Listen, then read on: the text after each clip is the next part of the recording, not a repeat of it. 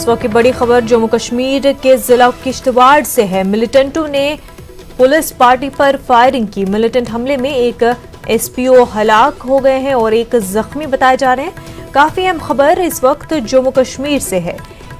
जिला किश्तवाड़ से यह खबर है, मिलिटेंटों ने पुलिस पार्टी पर फायरिंग की है। इस मिलिटेंट हमले में एक एसपीओ हलाक हुए और एक जख्मी बताए जा रहे हैं। नाजरीन, इस वक्त की अहम खबर आपको बता रहे हैं। ये खबर जम्मू कश्मीर के जिला किश्तवाड़ से है, जहां पर मिलिटेंटों ने पुलिस पार्टी पर फायरिंग की और इस हमले में एक एसपीओ हलाक हो गए हैं जबकि एक जख्मी है।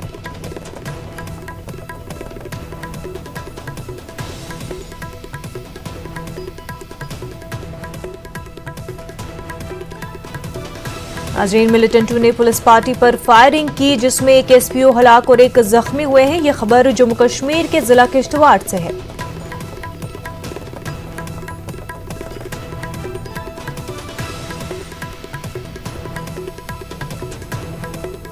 आपको बता दें कि किश्तवाड़ में मिलिटेंटों ने पुलिस पार्टी पर फायरिंग की और इस हमले में एक एसपीओ हलाक और एक जख्मी बताए जा रहे हैं। मजीद तफसीलात का भी इंतजार है। पुलिस पार्टी पर यह फायरिंग की गई। मिलिटेंटों ने किश्तवाड़ जिले में पुलिस पार्टी पर फायरिंग की और आपको बता दें कि इस हमले में एक एसपीओ हलाक हुए और एक जख्मी है। यह खबर जम्मू कश्मीर से है। मजीद तफसीलात का भी इंतजार है।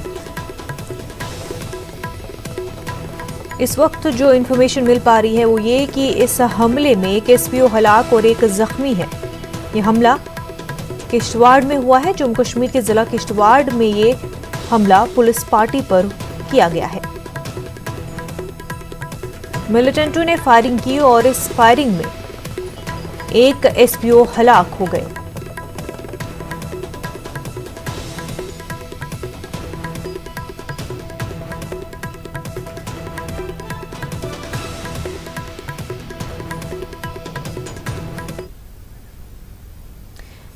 कुपवाड़ा जिले के चंद सरहदी इलाकों में भारी गोलाबारी से काफी तबाही मच गई, जहां 3 कीमती इंसानी जानें तल्फ हुई।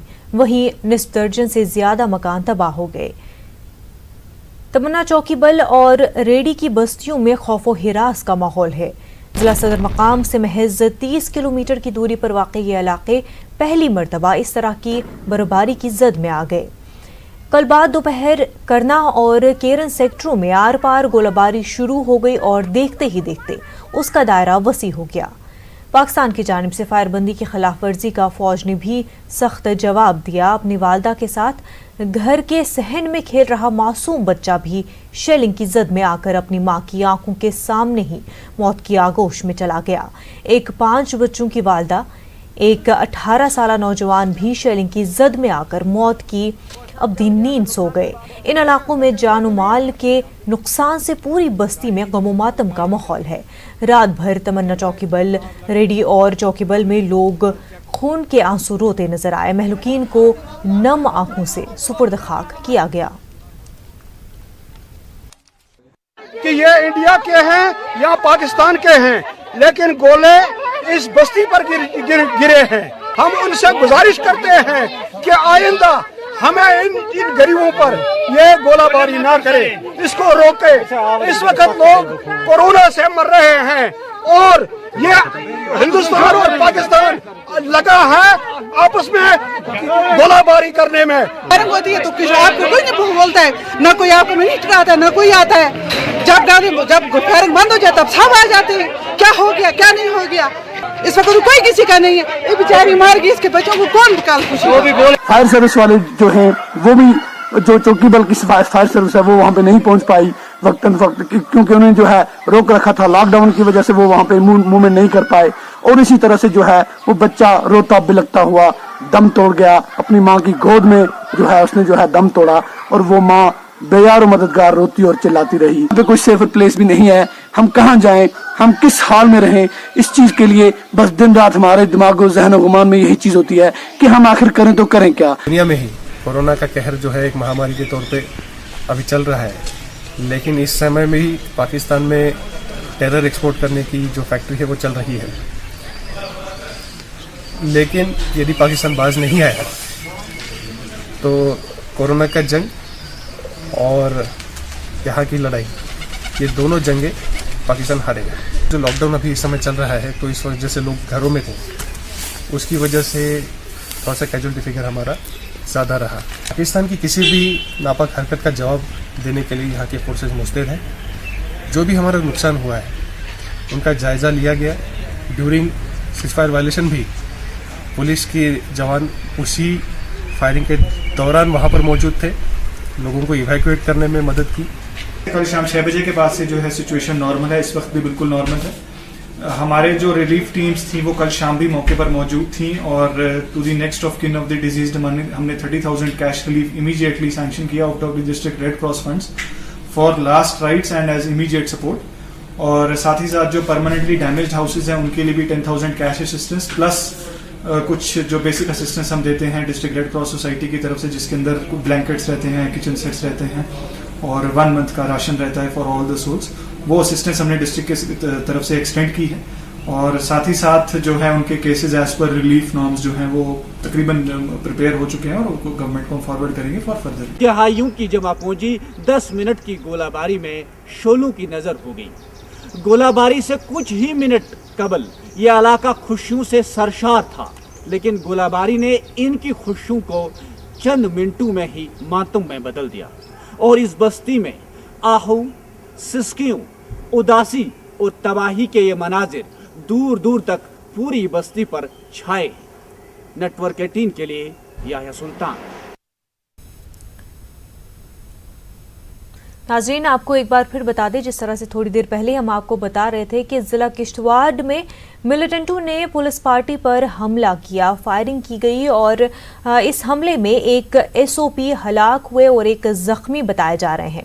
काफ़ी अहम खबर जो कि जम्मू कश्मीर के ज़िला किश्तवाड़ से है।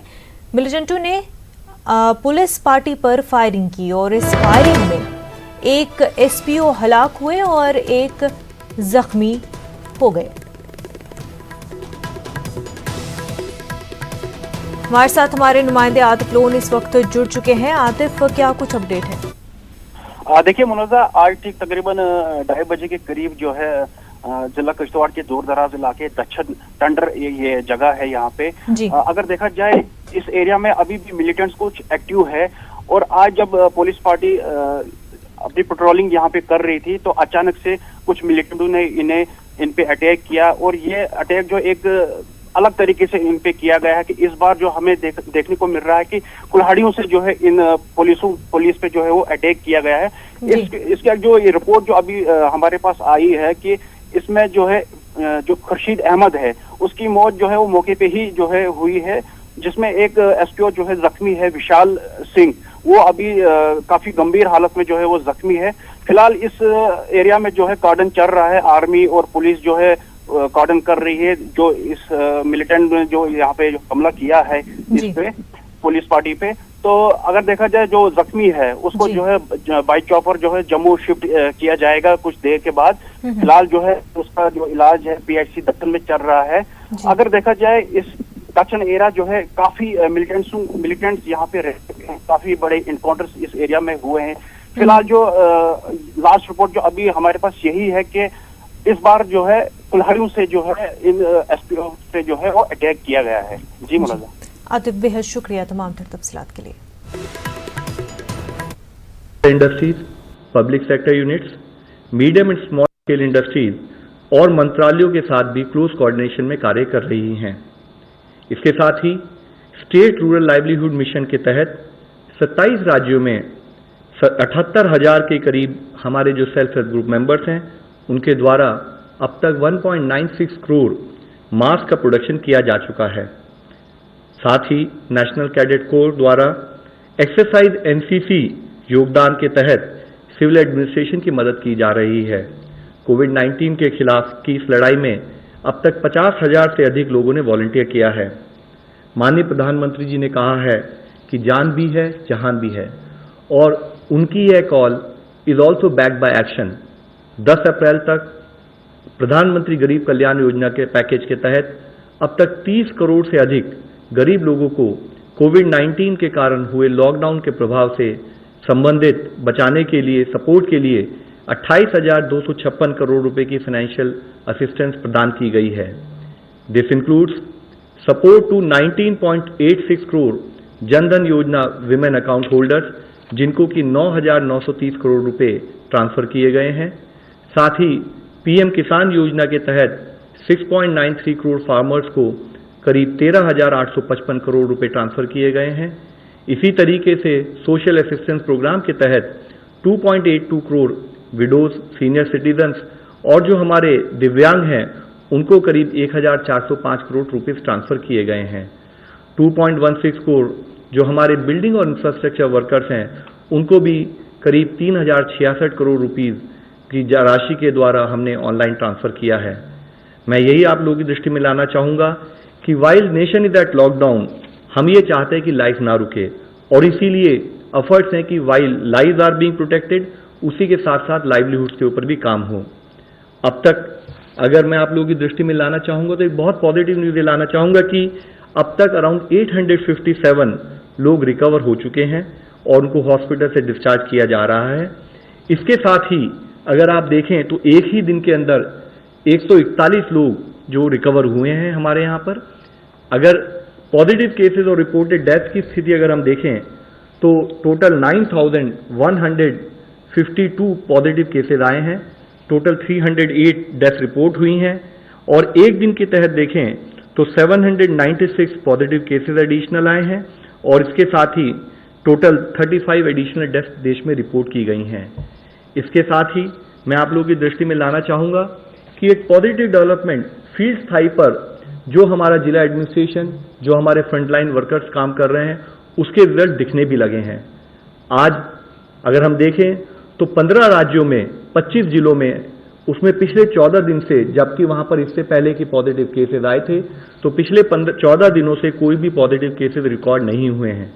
मैं इन जिलों के नाम आपकी दृष्टि में लाना चाहूँगा जिसमें है गोंदिया इन महाराष्ट्र, राजनांदगांव, दुर्ग और बिलासपुर इन छत्तीसगढ़, देवनगिरी, कोडगु, तुमकुरू और उडुपी कर्नाटक में, साउथ गोवा इन गोवा, वायनाड और Kottayam in Kerala, West Imphal in Manipur, Rajouri in Jammu and Kashmir, Aizawl West in Mizoram, Mahe in Puducherry, SBS Nagar in Punjab, Patna, Nalanda और मुंगेर बिहार में, प्रतापगढ़ इन राजस्थान, पानीपत, रोहतक, सिरसा इन हरियाणा, पौड़ी गढ़वाल इन उत्तराखंड, भद्राद्री कोत्तागुड़म इन तेलंगाना। इसमें मुख्यतः बात यह है कि इन जिलों में जब पॉजिटिव केस आया तो डिस्ट्रिक्ट एडमिनिस्ट्रेशन ने कंटेनमेंट स्ट्रेटजीज के तहत काम किया और जिसके रिजल्ट फलस्वरूप हमें कुछ दिखने भी लगे हैं। लेकिन आज फिर भी यह जरूरत है कि हम अपनी विजिलेंस कंटिन्यूड उसी विगर, उसी एनर्जी के साथ बनाए रखें। हम यह सुनिश्चित करें कि आने वाले दिनों में भी इन जिलों में कोई नया केस ना आए। हम हर स्तर पर टेक्नोलॉजी का यूज़ कर रहे हैं। टाइमली रेस्पॉन्स के लिए कटिंग एज टेक्नोलॉजी का यूज़ करना बहुत ही आवश्यक है। हम टेक्नोलॉजी के द्वारा live case tracking, case management और कंटेनमेंट प्लान की इम्प्लीमेंटेशन और मॉनिटरिंग के लिए भी इस्तेमाल कर रहे हैं।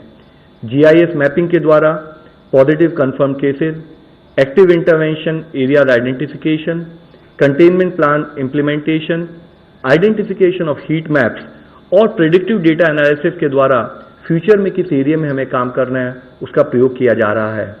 इंटीग्रेटेड कमांड सेंटर्स हैं जिनके द्वारा रैपिड रेस्पॉन्स टीम और एम्बुलेंस और क्वारंटाइन मैनेजमेंट को मैनेज किया जा रहा है। कुछ जिलों ने रिमोट डिजिटल मेडिकल कंसल्टेशन भी शुरू किया है जिससे कि लोकल मेडिकल स्टोर्स भी कनेक्टेड हैं। सरकार ने कोरोना वायरस इन्फेक्शन के रिस्क असेसमेंट के लिए नागरिकों के लिए एक आरोग्य सेतु एप्लीकेशन का भी लॉन्च किया है। यह एप्लीकेशन 11 लैंग्वेजेस में उपलब्ध है। इसके अब तक 3.45 करोड़ डाउनलोड्स हो चुके हैं। इसके द्वारा एक कॉमन सिटीजन अगर इस एप्लीकेशन को डाउनलोड करते हैं तो ना ही वो अपना रिस्क असेसमेंट कर सकते हैं, इसके साथ ही अगर इस एप्लीकेशन को सभी लोगों ने डाउनलोड किया हो तो उनको अगर वो किसी पॉजिटिव या उस टाइप के आदमी के पास जाएंगे तो उनको एक रिक्वायर्ड अलर्ट भी मिलेगा। इस वक्त की एक और अहम खबर, सुप्रीम कोर्ट ने अपना फैसला तब्दील कर लिया है। प्राइवेट लैब में मुफ्त टेस्ट का फैसला सुप्रीम कोर्ट ने बदल दिया। 8 अप्रैल को अदालत उज़्मा ने फैसला सुनाया था। प्राइवेट लैब में भी कोरोना के मुफ्त टेस्ट करने को सुप्रीम कोर्ट ने कहा था। इस ज़मीन में ICMR ने हलफनामा दाखिल किया, जिससे अदालत ने पूरी तरह इत्तेफाक किया है।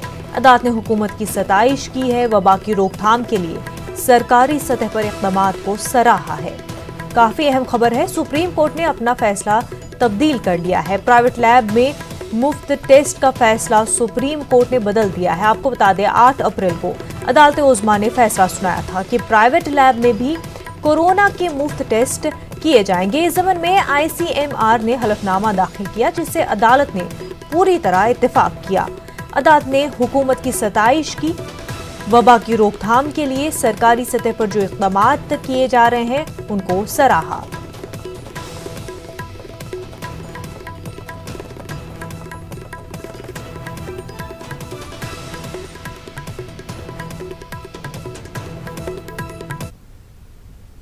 इक्कीस दिनों के लॉकडाउन की मियाद कल खत्म हो रही है। लॉकडाउन की तौसी के हवाले से कल ऐलान का इम्कान है। वज़ीर-ए-आज़म नरेंद्र मोदी कल सुबह 10 बजे कौम से खिताब करेंगे। वज़ीर-ए-आज़म दफ्तर ने ट्वीट करके ये जानकारी दी है। गुज़िश्ता दिनों वीडियो कॉन्फ्रेंसिंग के जरिए वज़राए आला की मीटिंग हुई थी। इस मीटिंग में मुख्तलिफ रियासतों के वज़राए आला ने लॉकडाउन में तौसी करने की ख्वाहिश की थी। उड़ीसा, पंजाब, महाराष्ट्र, कर्नाटक, तेलंगाना समेत कई रियासतें लॉकडाउन को तौसी करने का फैसला कर चुके हैं।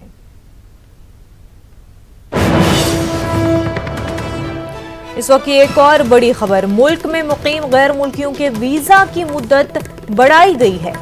कोरोना वबा के चलते अपने मुल्क गैर मुल्की नहीं जा पा रहे हैं। बिना फीस 30 अप्रैल तक वीजा की मुद्दत बढ़ाई गई है। इसके लिए ऑनलाइन दरख्वास्त देनी पड़ेगी। तो काफी अहम खबर आपको बता दें कि मुल्क में मुकीम गैर मुल्कियों के वीजा की मुद्दत बढ़ा दी गई है। आपको बता दें कि कोरोना वबा के चलते ये गैर मुल्की अपने वतन नहीं जा पा रहे हैं, तो बिना फीस 30 अप्रैल तक इनके वीजा की मुद्दत बढ़ा दी गई है और इसके लिए ऑनलाइन दरख्वास्त भरनी पड़ेगी। नाज़रीन, मुल्क में गैर मुल्की मुकीम के वीजा की मुद्दत बढ़ा दी गई है। कोरोना वबा के चलते गैर मुल्की अपने मुल्क नहीं जा पा रहे हैं, तो बिना फीस 30 अप्रैल तक वीजा की मुद्दत बढ़ा दी गई है और इसके लिए ऑनलाइन दरख्वास्त देनी पड़ेगी।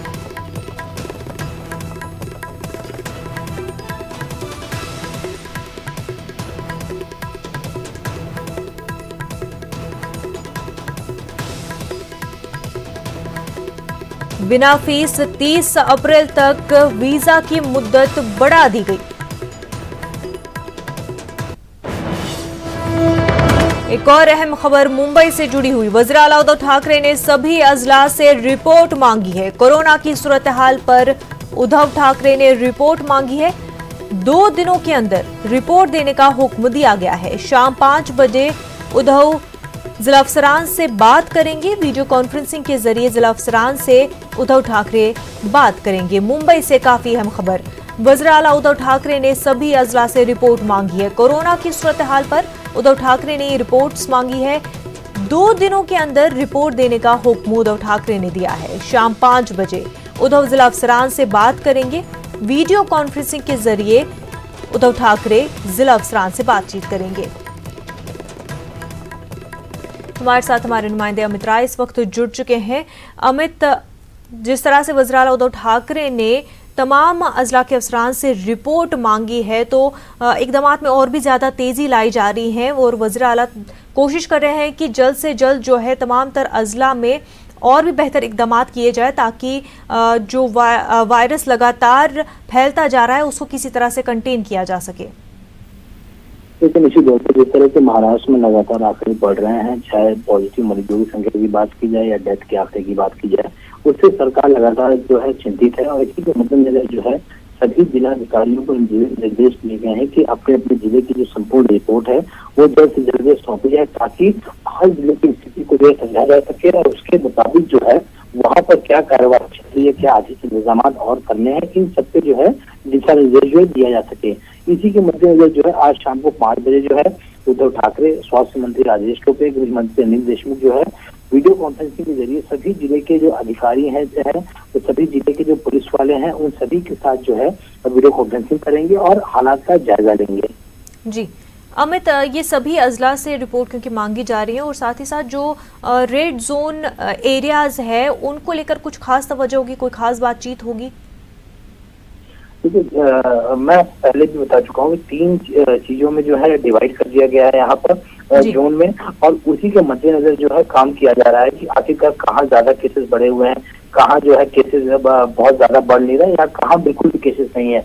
उसके हिसाब से जो है लगातार जो निर्णय है वो वहाँ के स्थानीय लोग हैं या जो स्थानीय अधिकारी है उन्हें जो है लगातार दिया जा रहा है। तो जोन के हिसाब से जो है किस तरह की व्यवस्था होनी चाहिए उस जोन में, कहाँ कहाँ केसेस बहुत ज्यादा बढ़ रहे हैं, इन्हीं सब चीजों की जो समीक्षा रिपोर्ट है उसी को जो है उठाकर देखना चाहते हैं और उसी के मद्देनजर जो है उसी रिपोर्ट के आधार पे आगे इस जिले में किस तरह से काम हो सकता है और किस तरह से जरूरतें हैं, किन किन चीजों की जरूरतें हैं, किस तरह से उस जिले में बढ़ते कोरोना के प्रभाव को रोका जा सकता है, इन सारी चीजों पे जो है निष्कर्ष निकल सकता है। इसीलिए इस रिपोर्ट को जो है मंगाया गया है।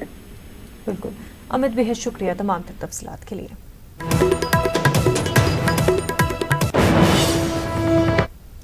और उधर इस मुश्किल वक्त में बीएमसी फ़ाल है। कॉरपोरेशन को ज़रूरतमंदों का ख्याल है। बीएमसी बेघर और हाशिए पड़े लोगों के खाने का इंतज़ाम कर रही है। कॉरपोरेशन की जानिब से 3,14,000 खाने के पैकेट्स तकसीम किए जा रहे हैं। इस काम में गैर सरकारी तंजीमें कॉरपोरेशन की मदद कर रहे हैं।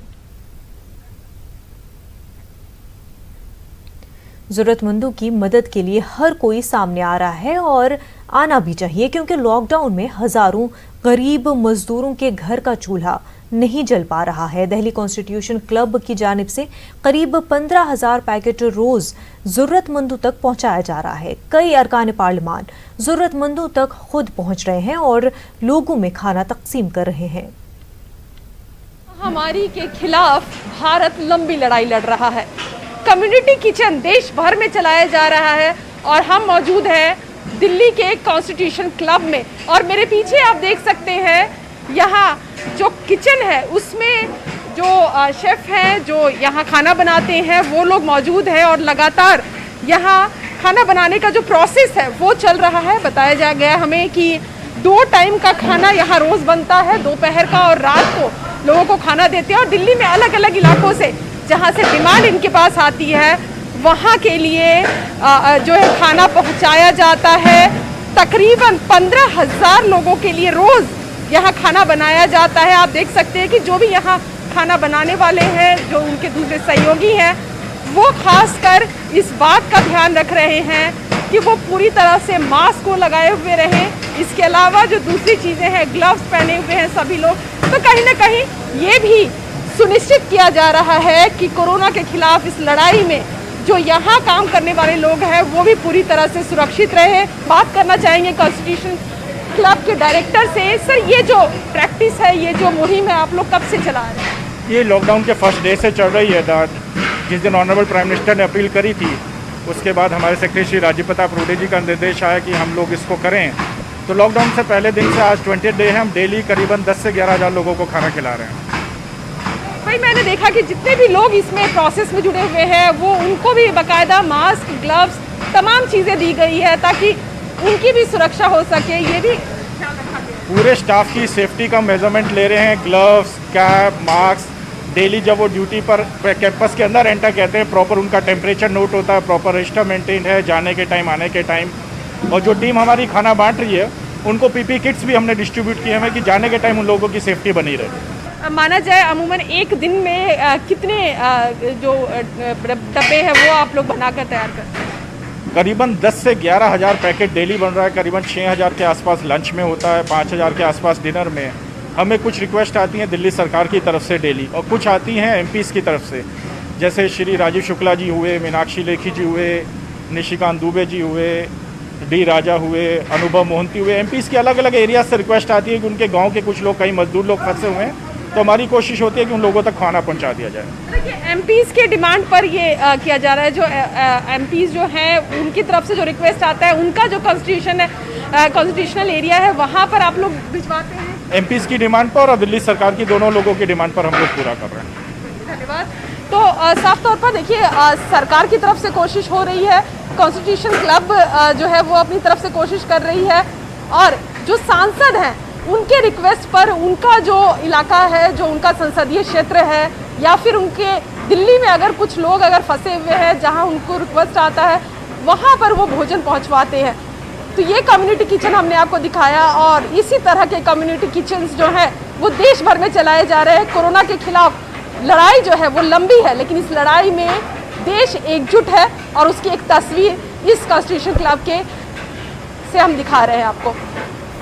कैमरा पर्सन सोनू के साथ Ranjeeta Jha, news 18 network. Bulletin में फिलहाल इतना ही। आदाब।